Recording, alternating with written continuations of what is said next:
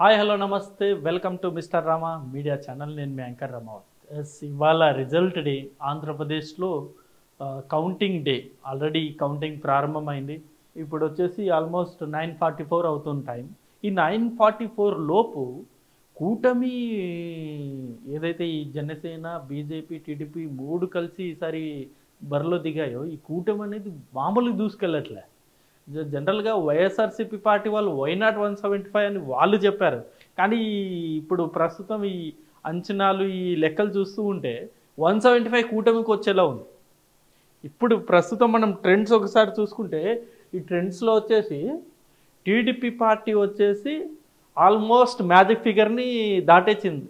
ఏదైతే గెలుపుకి కావాల్సి ఉందో ఆ గెలుపుకి కావాల్సిన మ్యాజిక్ ఫిగర్ టీడీపీ పార్టీ ఎప్పుడో దాటేసింది. ఇప్పుడు జస్ట్ ఇంకా ఎన్ని సీట్లు బోనస్గా వస్తాయన్నది ఇక అతి త్వరలో మనకు తెలుస్తుంది. ప్రస్తుతం అయితే మనం చూసుకోవచ్చు టీడీపీ హవా అనేది కొనసాగుతుంది, కూటమి హవా అనేది కొనసాగుతుంది. టీడీపీ వచ్చేసి 109 స్థానాల్లో ఆధిక్యతలో ఉంది. అలాగే జేఎస్పీ వచ్చేసి జనసేన వచ్చేసి 15 స్థానాల్లో ఉంది. వైఎస్ఆర్సీపీ పార్టీ కేవలం 2 స్థానాల్లో మాత్రమే తన ఆధిక్యతను కనబరుస్తుంది. అంటే జనరల్గా ఎంత వ్యతిరేకత వచ్చిందో జగన్ గారి మీద ఈ రిజల్ట్సే best example.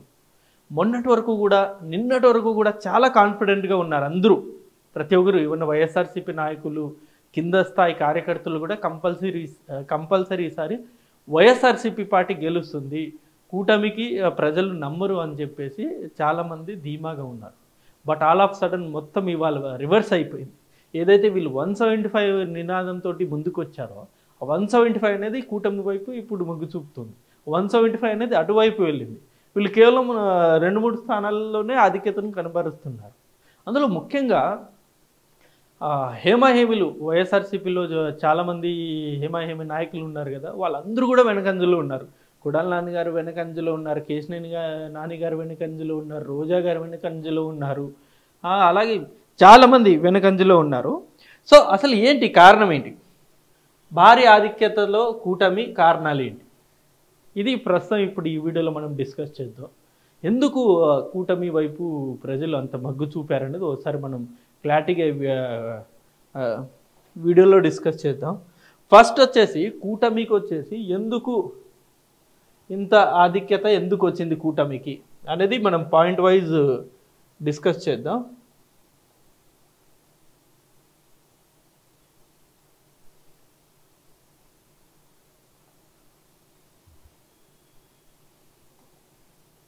Okay,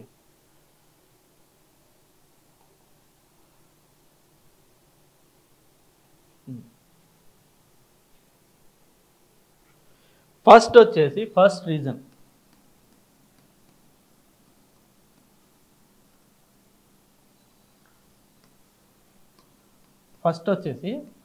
YSRCP over confidence.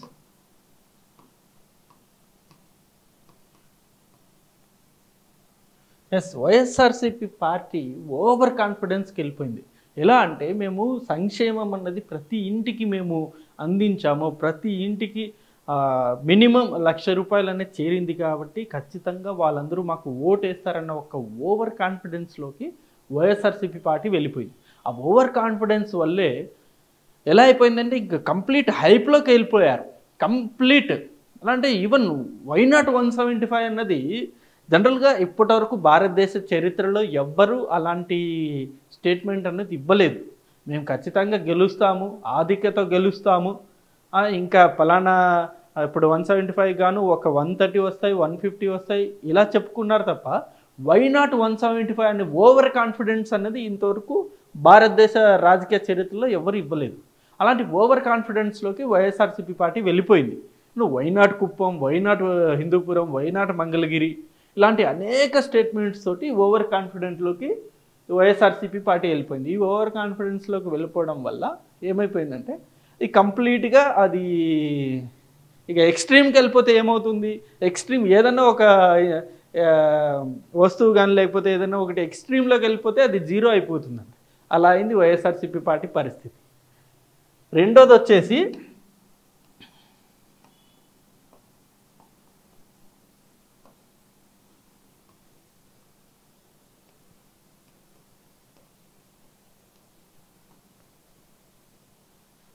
ఎమ్మెల్యేల చేంజ్ అన్నది చాలా అంటే చాలా ఎఫెక్ట్ ఇచ్చింది వైఎస్ఆర్సీపీ పార్టీకి. ఎందుకంటే అప్పటి వరకు ఆ 5 సంవత్సరాలు ఆ ఎమ్మెల్యే ప్రతి గడప గడపకి వెళ్ళి ప్రతి ఒక్క ఇంటిని ప్రతి ఒక్క వ్యక్తిని పలకరించి ఇదిగో జగనన్న ఎన్ని సంక్షేమాలు ఇచ్చారు, మీరు మాకే ఓటు వేయాలి అని చెప్పేసి ప్రతి ఇంటికి వెళ్ళి పలకరించి వాళ్ళని దగ్గర తీసుకున్న ఒక ఎమ్మెల్యేని ఉన్నట్టుండి ఆ స్థానం నుండి తీసేసి ఇంకో స్థానానికి మార్చడము, లేకపోతే ఆ ఎమ్మెల్యేకి టికెట్ ఇవ్వకుండా ఇంకో అభ్యర్థిని తీసుకొచ్చి టికెట్ ఇవ్వడము అన్నది వైఎస్ఆర్సీపీ పార్టీలో అతిపెద్ద మైనస్.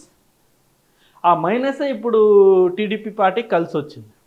ఎందుకంటే ఒక వ్యక్తి ఒక ఎమ్మెల్యే ప్రజలకి దగ్గర అయ్యాడంటే ఆటోమేటిక్గా ఆ ప్రజలు ఆ ఎమ్మెల్యే వైపే మగ్గు చూపుతారు.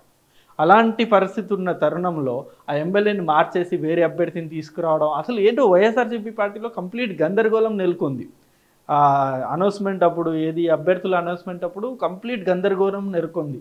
ఎవరిని ఎక్కడ మారుస్తున్నారో ఎవరిని తీసుకొచ్చి ఏ నియోజకవర్గంలో వేస్తున్నారో కూడా తెలియని పరిస్థితి. సో ఆ పరిస్థితి కూడా కూటమికి కలిసి వచ్చిన అంశం. ఇంకోటి కూటమి గురించి మాట్లాడాలి. కూటమి కలిసి వచ్చిన అంశం ఏంటంటే బీజేపీ ప్లస్ జనసేన. ఎస్, జనరల్గా టీడీపీ సింగిల్గా పోటీ చేస్తే ఖచ్చితంగా ఓడిపోతుంది. అది ఇప్పటి వరకు జరిగిన అనేక ఎలక్షన్స్లో మనం అందరూ చూసాం. సింగిల్గా టీడీపీ పార్టీ పోటీ చేస్తే ఖచ్చితంగా ఓడిపోతుంది. అదే కూటమిగా వెళ్తే ఆ టీడీపీ పార్టీకి తిరుగుండదు. ఎందుకంటే టీడీపీ పార్టీకి ఓట్ బ్యాంక్ అనేది చాలా ఎక్కువ ఉంది. అట్ ది సేమ్ టైం ఇంకో పార్టీ ఏదన్నా వచ్చిందా ఆ ఓట్ బ్యాంక్ అనేది ఖచ్చితంగా చీలిపోతుంది. బెస్ట్ ఎగ్జాంపుల్ 19లో మనం చూసాం. జనసేన పార్టీ రావడం వల్ల ఆ టీడీపీ ఓట్ బ్యాంక్ అన్నది చీలి అది వైఎస్ఆర్సీపీ పార్టీకి ప్లస్ అయింది.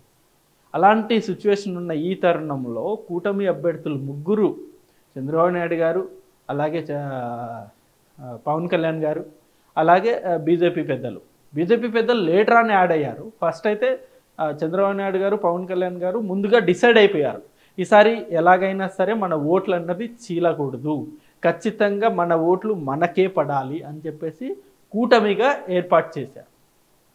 ఆ కూటమి ఏర్పాటు చేయడం వల్ల ఓట్లు అనేది ఎటు చీలకుండా ఖచ్చితంగా ఈ కూటమి అభ్యర్థులకే ఓటు వేయడం జరిగింది.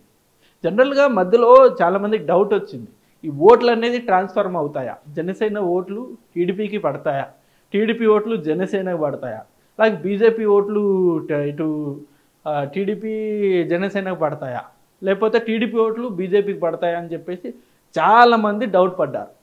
కానీ ఆ డౌట్లన్నీ క్లారిఫై చేస్తూ పవన్ కళ్యాణ్ గారు నిలబడి ఈ ఓట్ బ్యాంక్కి ఈ ఓట్ ఏదైతే ఉందో ఈ క్లారిఫికేషన్స్ ఈ డైలమా ఏదైతే ఉందో ఆ డైలమాని మొత్తాన్ని ఆయన క్లారిఫై చేశారు.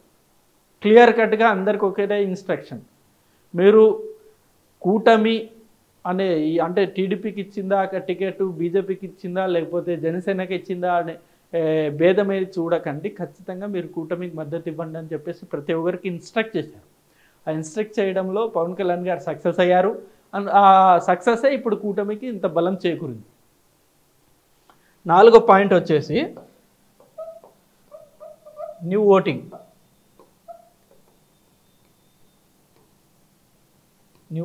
టు కూటమి.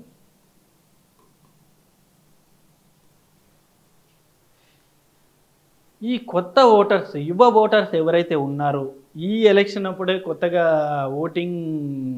ఓటింగ్లో పాల్గొంటున్న యువ ఓటర్స్ ఎవరైతే ఉన్నారో వాళ్ళందరినీ కూటమి వైపు ఎంగేజ్ చేయడంలో పవన్ కళ్యాణ్ గారు సక్సెస్ అయ్యారు. ఎస్, ఇది మనం నిజంగా ఒప్పుకోవాల్సిందే. ఎందుకంటే కొత్త ఓటర్స్ ఎప్పుడు ప్రభుత్వం ఏదైతే అధికారంలో ఉందో ఆ ప్రభుత్వం వైపే ఎక్కువగా సాధారణంగా మొగ్గు చూపుతారు. అలాంటి సిచ్యువేషన్ ఉన్న తరుణంలో పవన్ కళ్యాణ్ గారు ఆ న్యూ ఓటర్స్ అందరినీ వాళ్ళ ఆలోచన మొత్తం మార్చేసి అందరినీ కూటమి వైపు ఓటేసేలా ఆయన చేయగలిగారు. సో అక్కడ ఈ కూటమి సక్సెస్ అయింది. సో ఈ సక్సెస్ ఇప్పుడు మనం ఈ ఓటింగ్లో ఆధిక్యతను మనం చూస్తూ ఉన్నాం. సో ఆల్మోస్ట్ మ్యాజిక్ ఫిగర్ దాటేసింది కాబట్టి ఆల్మోస్ట్ కూటమి విన్నింగ్ అయ్యే సిచ్యువేషన్ అయితే ప్రస్తుతం కనబడుతుంది. మరి చూద్దాం మధ్యాహ్నం కానీ లేకపోతే సాయంత్రానికి ఎలాంటి ఫలితాలు వెలువడతాయి అన్నది మరి కొద్దిసేపట్లో తెలుస్తుంది. సో ఇది ఈ video. Thank you for watching this video. ఈ వీడియో మీద మీ అభిప్రాయాన్ని కూడా కింద కామెంట్ రూపంలో తెలియజేయండి. Thank you.